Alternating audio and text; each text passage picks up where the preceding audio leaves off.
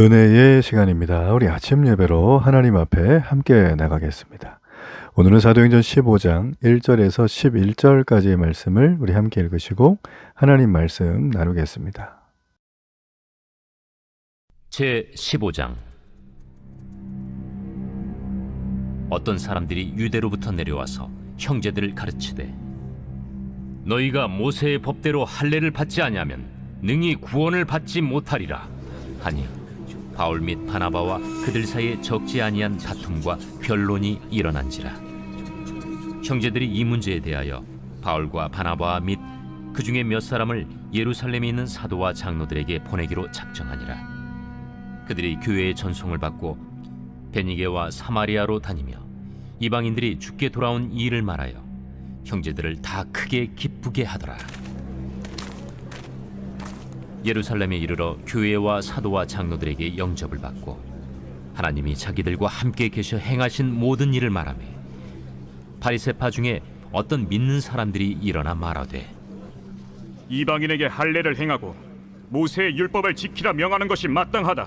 사도와 장로들이 이 일을 의논하러 모여 많은 변론이 있은 후에 베드로가 일어나 말하되, 형제들아, 너희도 알거니와 하나님이 이방인들로 내 입에서 복음의 말씀을 들어 믿게 하시려고 오래전부터 너희 가운데서 나를 택하시고, 또 마음을 하시는 하나님이 우리에게와 같이 그들에게도 성령을 주어 증언하시고 믿음으로 그들의 마음을 깨끗이 하사 그들이나 우리나 차별하지 아니하셨느니라.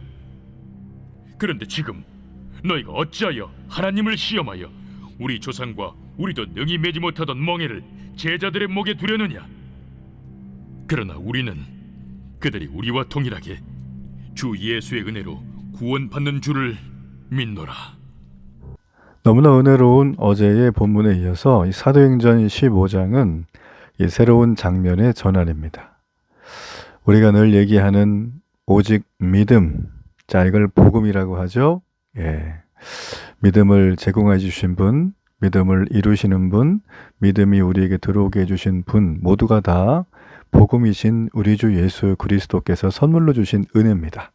여러분, 기독교인은 안지나서나 이게 그냥 누르기만 하면, 그냥 말만 하면 나와야 되는 그런 놀라운 거죠. 여러분, 복음을 아주 복잡하게 구원을 받는 도리, 그럼 교리적 신학적으로 풀어내기도 하지만, 결국 중요한 건 복음은 하나님이 우리에게 주신 구원의 선물. 근데 선물 그러니까 좀 약간 의미가 있긴 있어요.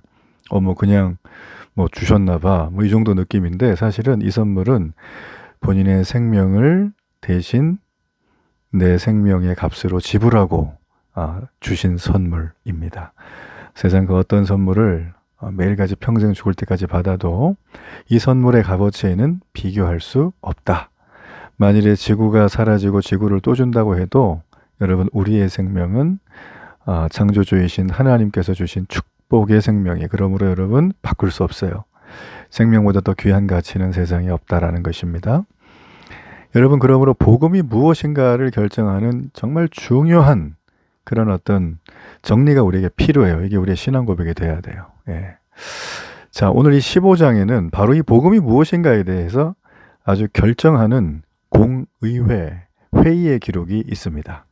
자, 바울이 1차 전도 여행 바나바랑 같이 갔다 왔죠. 그래서 어제 말씀드린 것처럼 트리키의 그 남쪽 남갈라디아 지방에 이고니온, 더베, 루스드라 한 200km 정도를 쭉 도보로 갔다가 다시 200km를 돌아오면서 복음을 뿌렸던 지역에 예수 믿는 성도가 생기고 제자를 세우고 거기에 지도자를 다 세우고, 다시 그들은 비시디의 안독에 와서 하나님 말씀을 힘있게 전하고 간증하고 선교 보고회를 했어요. 그리고 긴 기간 머물면서 비시디 안디옥 교회가 예루살렘 교회의 버금가는, 아니 더 활발한 선교, 성령의 역사, 선교 행전이 있는 교회로 만들었죠. 이렇게 예수님을 전하고 마음으로 받아들인 사람은 예수 그리스도를 지식에까지 아는데 헌신해야 됩니다. 시간을. 오늘날 이 부분이 이단들이 너무 잘하는 거예요. 이단들은 도대체 어떻게 하는지 모르겠어요. 그 사람들, 그냥 멀쩡한 사람들 시간 내게 만들어가지고 엄청나게 교리 공부시키죠. 성경 달달 외우게 하고 물론 자기들이 만든 쓸데없는 교리들이지만 그것도 다 따라해요. 사람들이 박사들도 있고 그런데, 그래서 보면 예나 지금이나 어떤 도를 전하는 데는 지식에까지 자라야 하는구나. 저는 이걸 절감합니다. 근데 오늘날 크리스천들이 이걸 많이 못하는 분들이 꽤 있어요. 네, 그러면 안 됩니다. 교회는 교양 차원에서 위로받고 뭐 그저 숟가락 하나 얹는 느낌으로 다녀선 절대 안 돼요. 예.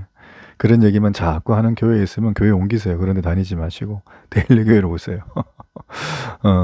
자, 본문으로 돌아가서 자, 복음이 무엇인가를 회의를 할 정도의 내용이에요. 그리고 공의회 당시에 예수님의 부활을 받던 제자뿐 아니라 사도가 더 직분적으로 보면 큰 역할을 감당한다고 제가 말씀드렸죠. 그리고 리더십들이 싹 모여요, 이게. 그 예루살렘 회의, 예루살렘 공의회라 그래, 1차 공의회. 그러니까 이 지금 복음이 확장되는 과정 속에 굳이 이런 회의를 해야 되는가 좀 의문이 들 수 있어요. 왜냐하면 복음의 역사가 나타나고 표적과 기사가 나타나서 그곳에 죄악이 몰려가고 귀신 역사가 떠나가고 하나님의 나라가 임하게 되면 게임 끝나는 거 아니겠습니까? 그렇죠? 그렇게 게임이 끝나는 건데 지금 회의를 한다는 거죠. 자, 이거 어떤 의미가 있을까요? 왜 할까요? 그걸 좀 살펴보자는 거예요.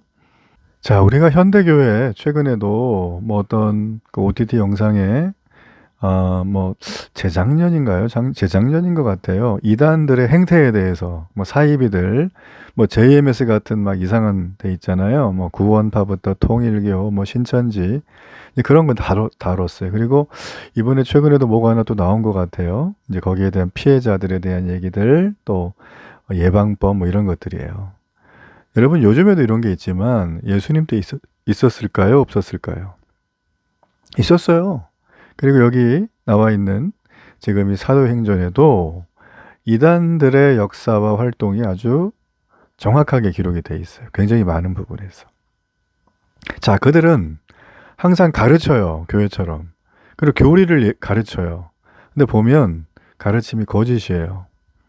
그들의 가르침과 교리들은 한결같이 거짓인데 어떤 기반의 내용이길래 거짓인가? 바로 인간의 생각이나 체험이 문화가 되고 전통이 된 그 전통에 나온 것들이에요. 여러분 참된 교회는 인간의 생각이나 전통에서 나온 것들을 무시하진 않아요. 그러나 이걸 교리로 인정하진 않아요. 교리란 건 하나님에 대해서, 구원의 받음에 대해서, 다시 오실 종말에 대해서 이게 여러분 선명하게 성경에 나와 있어요. 이거 외에 덧붙이고 빼고 틀고 하는 건 다 몽땅 거짓된 가르침이다. 이렇게 보셔야 한다는 거죠. 오늘 지금 그것 때문에 지금 격돌이 일어난 거예요. 자, 1절에 보면 어떤 형제들이 유대에서 내려와서 모세 법대로 할례를 받아야 구원받는다 이 주장을 해요. 그러니까 이들의 주장에 2절에 보면 바로 그냥 아주 엄청난 논쟁으로 그냥 안디옥 교회가 막 휘몰아 쳤죠. 그게 문제가 생긴 거예요. 한마디로 말하면. 예전에 어떤 개척교회 얘기를 제가 들어보니까 정말 그 거의 사이비에 준하는 어떤 사람들이 정체를 숨기고 들어왔다가 시간이 지난 다음에 딱 정체를 드러내는 거예요. 그 사람들 이간질하고 막. 예. 그래서 교회가 너무 큰 홍역을 치렀다라는 거죠. 여러분 그러므로 이 교회 3대 표지가 있어요. 계획주의 교회. 말씀 성례 권징이다. 여러분이 권징에는요. 바로 이 이단 세력에 대한 척결도 들어가요. 여러분도 재미있는 거 알려드려요. 공예배 참석하지 않은 직반자들은 권징 대상이에요. 그리고 헌금, 특별히 11조 하지 않는 사람들도 권징 대상이에요. 그 집에서 뭐 폭력을 행하는 아빠, 엄마, 또 부모를 불효하게 하는 자녀들 다 권징 대상이에요. 이거 지금 다 권징하면 교회 제대로 나올 만한 사람 별로 없을 것 같아요. 요즘엔 너무 허용해주는 문화가 많아요. 모르니까 그러지 기다려주자 아마 이런 그 따뜻한 목자의 심정으로 하는 교회들도 있겠지만 시간이 되고 문화가 되고 전통이 생긴 교회들은 이런 거 그냥 무시하면 안 됩니다. 아니 그 전에 그냥 바로 기강을 잡을 필요가 저는 있다고 생각을 해요. 여러분 이 땅의 모든 사람이 구원받는 걸 하나님이 원하실까요? 그렇지 않습니다. 하나님은 택한 자가 있어요. 아이 째째 하나님은 기회도 안 주고 이미 다 택해버렸으면서 뭐 근데 중요한 건 그걸 우리가 모른다는 거예요. 여러분 그러므로 뭐 전 세계나 하나님이 다 구원하신다. 맞죠? 그럼 우리 손 놓고 가만히 있으면 됩니까? 선교도 안 하고 해야 되는 거예요. 왜냐하면 모르니까 우리가. 주께서 명령하신 것은 너희가 만민에게 복음을 전하라고 하셨어요. 그러므로 우리는 돌아다니며 복음을 전해야 한다라는 거죠.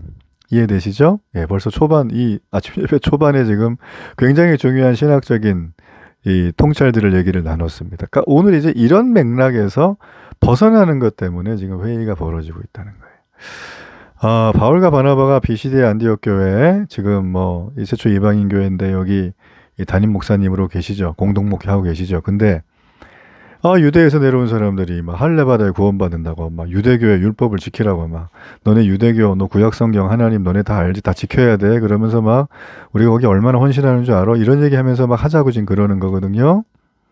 근데 딱 들으니까 바울이 들을 때 이게 거짓된 가르침이에요. 그래서 아주 맹렬하게 싸웁니다. 성경은 뭐 큰 얘기 없지만 그 다툼과 변론이 막 일어나죠. 이유는 간단해요. 교회를 보호하기 위해 진리를 수호하기 위함이에요. 여러분 오늘날 교회들이 이 주장을 가지고 교회를 지켜야지 다른 걸로 막 싸워서는 안 된다는 겁니다. 자, 이렇게 거짓된 가르침과 교리들이 교회에 침투하는 것을 절대로 우리가 침묵해서는 안 되는 거죠. 사람의 영혼도 중요하지만 교회를 지키는 게 더 중요해요. 자, 문제 해결을 위해서 안디옥 교회는 바울과 바나바를 사도들이 있는 예루살렘 교회로 보냅니다. 한마디로 전문적인 중재위원회를 꾸려달라. 그리고 판단해달라는 거죠. 그래서 바울과 바나바가 내려갑니다. 가는 길에 이방 땅 베니게와 사마리아 형제들에게 믿음을 굳건하게 또 해줘요. 와, 참 놀랍죠. 가면서도 이렇게 사역을 하고 그들은 이 공동체를 세우는 일을 열심을 내면서 또 갔어요. 그리고 도착을 해서 예루살렘에 가서 환대를 받고 자신들을 통해 역사하신 하나님의 은혜를 증거해요. 간증을 한 거죠. 여러분 간증과 자랑은 구별해야 됩니다. 우리가 이렇게 증거하는 이유는 자랑이 아니라 간증이에요. 어떻게? 하나님 영광 받기 위해서. 그래서 간증자들 중에 사람들이 막 좋아해주고 반응해주니까 자꾸 뭘 섞어요. 너무 쇼맨십이 이렇게 심해지는 거예요. 들어보면 다 10년, 20년 전 간증인데 요즘 삶은 없다? 그건 많이 문제가 있는 겁니다. 그런 것들은. 그래서 여러분 간증은 과거에 대한 얘기로 주의 영광 돌리는 게 핵심이지만 오늘을 살아야 한다. 간증의 내용으로. 그게 너무나 중요하죠. 자, 그렇게 해서 이제 5절에 넘어가면 이제 회의가 시작이 돼요. 근데 이제 할례를 받고 모세 율법을 지키는 것이 마땅하다고 그 바리새파 중에서 바리새파는 여러분 너무나 열심히 유대교 율법을 지키고 열심은 특심이고 정결함을 가지고 살기로 인생을 서약한 사람들입니다. 그리고 또 당시 식자층들이고 엘리트 집단이었고 또 존경도 받았어요. 유대인들에게. 왜냐하면 행함에 있어서 하자가 없기 때문에. 자, 그런 사람들 중에 개종을 한 거죠. 기독교로. 이게 대단한 겁니다. 일부 이제 바리새인들이 개종을 한 거죠. 그래서 참 전 이걸 보면서 구원받지 못할 사람은 없다. 이런 생각을 하죠. 그러니까 이들은 이제 개종은 했어요. 근데 마음속에 여전히 할례를 받고 모세율법을 지키는 게 마땅하다고 생각을 했어요. 구원받음에. 자, 여기서 우리가 중요한 게 1절에 보면 구원을 받지 못하는 뭐 이런 게 있잖아요. 근데 이게 여러분 너무 재밌어요. 문법의 워딩을 좀 가만히 보면 이런 말이에요. 어떤 거냐면 이게 원어에 보면 이 죽음과 위험, 병, 자 이런 등에서 노임을 받는 때 사용된 단어가 소조란 단어입니다. 근데 이거는 과거 수동태 부정사거든요. 제가 이런 얘기 잘 안 하죠. 근데 이게 되게 중요하기 때문이에요. 근데 이제 본문에 나오는 게 뭐냐면 과거 수동태 부정사예요. 소세나이라는 거예요. 소조의 과거 수동태 부정사다. 근데 성경에 이게 7번 나와요. 마가복음, 마태복음, 누가복음 이렇게 나오는데 이게 다 뭐냐면 구원을 나타내는 거예요. 영혼의 사람의. 근데 누구를 통한 구원이냐? 모두 메시아 즉 그리스도 예수로 인한 구원을 나타내는 거예요. 자, 그래서 유대로부터 내려왔던 1절의 사람들의 주장 있죠? 너네 할례 안 받으면 구원 못 받는다? 그 거짓말이라는 거죠. 구원은 오직 믿음으로 그리스도를 믿음으로만 가능하다. 자, 그런 맥락이에요. 이미 1절에서 그 얘기를 사도행전을 기록한 저자는 하고 나왔어요. 그렇기 때문에 지금 5절에 바리새파 출신이었다가 개종했던 이 사람들이 하는 얘기 역시도 이거는 잘못된 거죠. 다른 게 아니고 이거는 틀린 거예요. 예, 차이가 아니라 이건 틀린 겁니다. 틀린 거는 다 폐기를 해야죠. 이건 틀린 건 틀린 겁니다. 이들은 여전히 유대주의적 율법 의식에 사로잡혔어요. 그렇죠? 그러다 보니까 복음이 이해를 못하는 거예요. 성령이 오셔서 날 인도한다? 이게 언감생신이죠. 이런. 그러니까 예루살렘 교회는 뭐 다국적 교회라고 보는 게 무방합니다. 각지에, 전 세계 각지에 흩어져 있던 사람들이 6월절에 와서 예수님을 알게 되고 성령을 받고 막 이렇게 해가지고 아마 분포도가 예루살렘 주민도 많았겠지만 이 외국에 거주하던 유대 동포들이 훨씬 많았을 것이다. 그들은 뭐 아주 그냥 외국 사람들이죠. 자, 그런 사람들이 모여서 복음으로 하나 되었다. 참 놀랍죠. 개종을 한다는 게. 근데 모두 동일한 복음의 정신으로 변화된 건 아니다. 우리가 이걸 보면 알 수 있어요.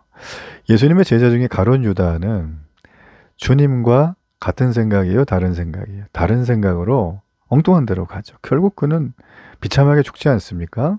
예, 지옥의 자식이 되고, 자, 이처럼 교회 내에는 다른 생각과 교리를 가지고 상반된 주장을 펼치는 자들은 존재한다는 거예요. 오늘날도 많죠.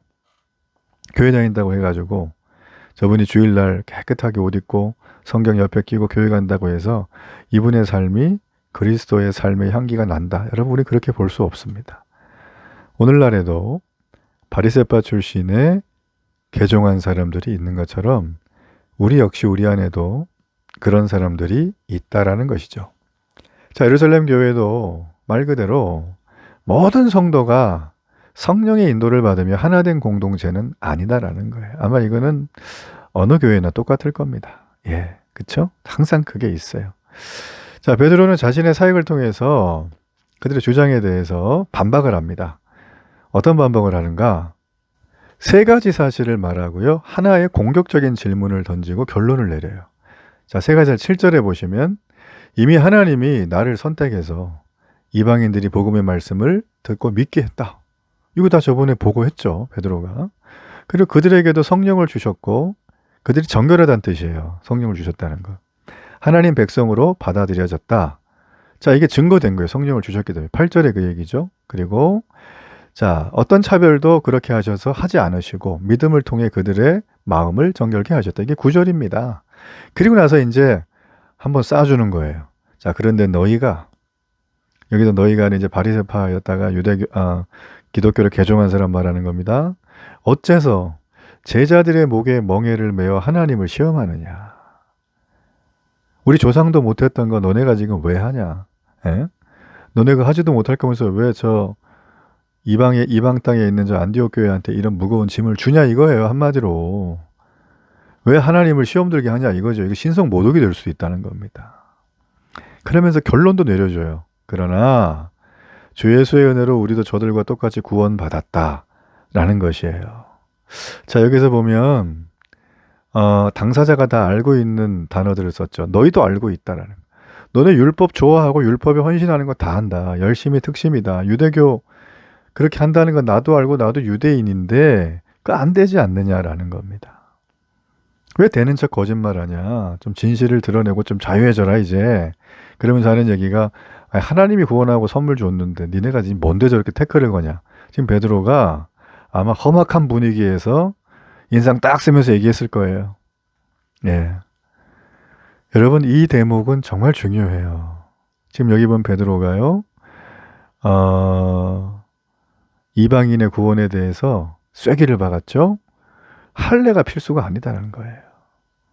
차별 없이 의롭게 되는 길은 복음을 통해서만이라는 거예요. 유대인이든 이방인이든 그게 오늘 우리에게 해당되는 거 아닙니까? 그래서 유대주의 개종자들 그런 사람들에게 너네 은혜의 복음을 덜 잡았구나. 율법주의 할례 버려라는 거예요. 예. 이들이 고집한 건 복음 말씀이 아니라 종교 전통과 자신의 교리였다는 거죠. 자, 이게 거짓 가르침이에요. 내 믿음에 이단되는 거예요. 이런 것들이. 그렇죠? 예. 자, 베드로와 사도들의 얘기. 인간이 구원을 얻는 길은 오직 예수 그리스도의 은혜의 복음을 통한 믿음이다. 이걸 강조했습니다. 자, 초대교회가 이런 거짓된 가르침과 교리에 맞서서 아주 원더풀한 결론을 잘 내렸죠. 우리도 그거 해야 되는 거예요. 교회를 건강하게 세우기 위해서 헌신하고 애쓰는 분들의 노고가 무색해지지 않도록 교회 리더들은, 지도자들은 그 부분을 각별히 안테나를 세우고 봐야 하고, 교회가 자유하고 틀도 없어 보이지만 반드시 복음의 가르침이 있어야 됩니다. 예수에 대한 지식을 아는 데까지 우리가 자라야 돼요. 여러분, 그런 과정이 없이 우리가 복음의 말씀을 알았다, 성령 인도하심을 따른다 하는 것은 굉장히 좀 이율배반적인 겁니다. 결혼한 사람이, 남편은 날마다 회사 갔다 집에 들어오는데 부인이 친구 만난다고 안 오고 한 달, 1년, 10년째 집에 안 들어가면 법적으로야 부부일 수 있지만 실제적으로는 부부가 아니죠. 그렇죠? 예수님을 믿은 다음에 그리스도에 대한 지식을 아는데 시간과 마음과 물질을 쏟지 않고 봉사와 섬김으로 나가지 않고 영혼을 세우지 않으면 그런 인생이라는 거예요. 네, 그런 인생이라는 겁니다. 이해가 되십니까? 그래서 복음엔 차별이 없어요. 그러나 그 복음의 은혜를 누구나 받을 수 있는 건 아니다. 주님이 부르셔서 택한 자만 받는다. 근데 우리가 모른다. 그렇기 때문에 우리는 전해야 된다. 근데 거기엔 항상 거짓 가르침이 있다. 그러므로 우리는 주 예수의 은혜로만 구원받는다는 것을 분명히 잠꼬대할 때도 얘기를 해야 된다는 것입니다. 이게 중요해요. 신앙 고백이 너무 중요한 거예요. 사람은 자기가 고백하는 대로 가는 경향이 있어요. 전 여러분이 날마다 진리의 말씀과 성령의 인도하심을 쫓기를 축복합니다. 결단의 기도 드립니다. 살아계신 하나님 감사합니다. 복음 위에 세워진 인생, 복음 위에 세워진 내 모든 시간. 그래서 어딜 가나 분명한 신앙 고백으로 은혜의 선물인 복음을 전하게 하소서. 예수님 이름으로 기도합니다. 아멘.